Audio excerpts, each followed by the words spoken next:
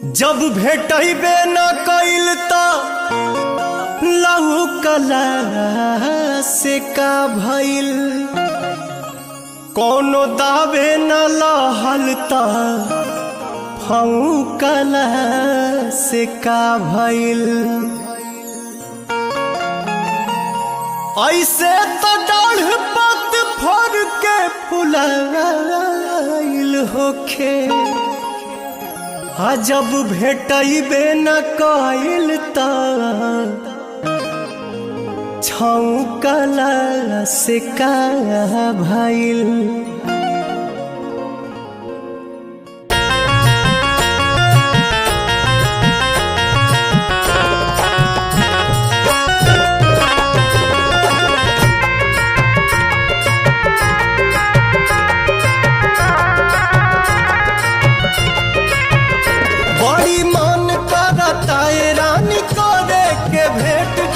College सवेर तोहर करब हम वेट,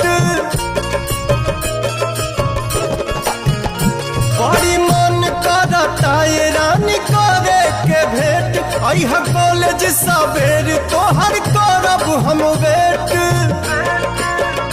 जवन भइल रहे गलती न फेर होई हो। मुहवा ओढ़नी से बांध के नई हो ये जान, न त चिन्हे में देर होई हो। मुहवा ओढ़नी से बांध के नई हो ये जान, न त चिन्हे में देर होई हो।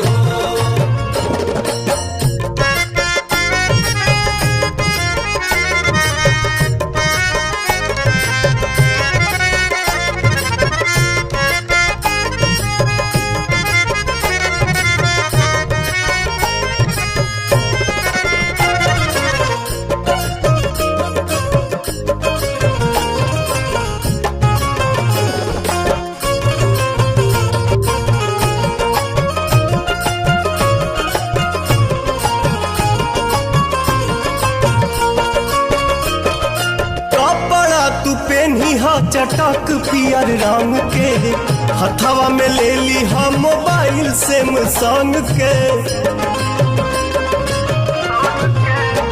हाँ कपड़ा तू पहनी चटक पियर रंग के हथवा में ले ली हम मोबाइल सैमसंग के। कॉल करी हम फिर बात ढेर होई हो। मुहवा ओढ़नी से बांध के नई हो ये जान, न त चिन्हे में देर होई हो।